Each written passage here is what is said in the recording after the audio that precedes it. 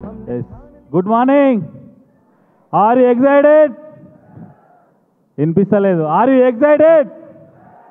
Yes. ముందుగా నా పేరు వచ్చేసి మనోహర్.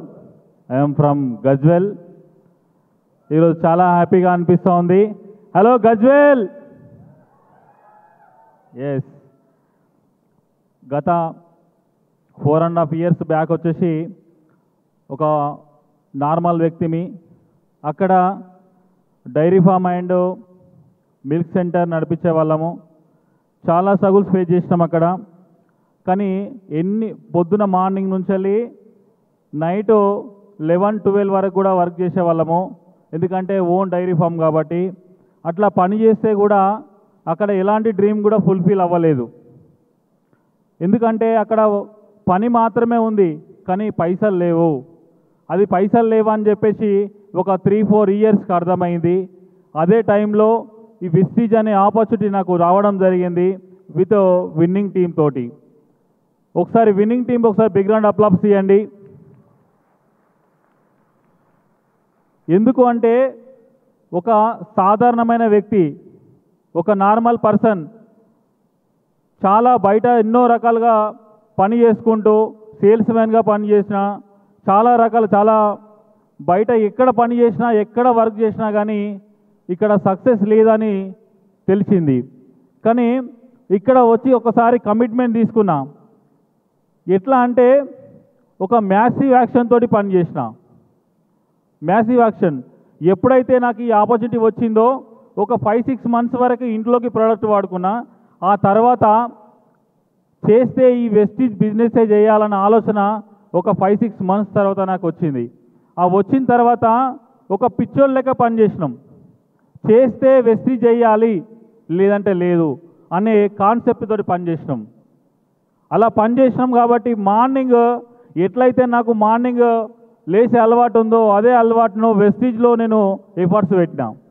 ఎందుకు అంటే ఒక 5 గంటల నుంచి వెళ్ళి మార్నింగ్ 5 గంటల నుంచి వెళ్ళి రెడీ అయ్యి బయటకు వెళ్ళినామంటే నైట్ వచ్చేసరికి 10-12 అవుతుండే. ఎందుకంటే ఆ అలవాటు తప్పలేదు.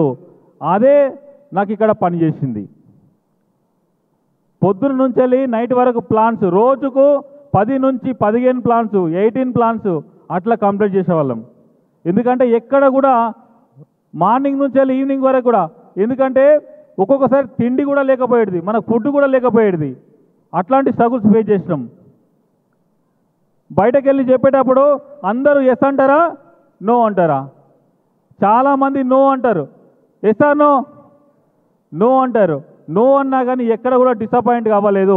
కొందరు ఎట్లా అంటే ఒక్కసారి నో అనగానే ఒకరు చెప్తారు, ఇద్దరు చెప్తారు, నో అన్నారు కదా నా నుంచి కాదు అని చెప్పేసి చాలా వరకు బ్యాక్ స్టెప్ వేస్తారు. ఒక 1 year చేస్తారు, తర్వాత మా నుంచి కాదు అని చెప్పేసి మళ్ళీ బ్యాక్ స్టెప్ వేస్తారు. కానీ ఎప్పుడు కూడా మనము బ్యాక్ స్టెప్ వేయద్దు. మనం ఫ్యూచర్ కోసం వచ్చినాం, ఇక్కడ మన డ్రీమ్స్ కోసం వచ్చినాం. కాబట్టి మనం నిరంతరంగా పని చేసేది ఉంటేనే వెస్టీజ్ చేయాలి. ఇంకోటి ఏంటంటే మన డ్రీమ్స్ కోసం వచ్చినాం, మనము సగం పని చేయడానికి రాలేదు. మన డ్రీమ్ ఏముంది, ఆ డ్రీమ్ ఫుల్ఫిల్ చేసేంత వరకు నిరంతరంగా పని చేయడానికి మనం ఇక్కడ ఒక కమిట్మెంట్ తీసుకోవాలి. ఎట్లా అంటే డైలీ ప్లాన్స్ చేయాలి.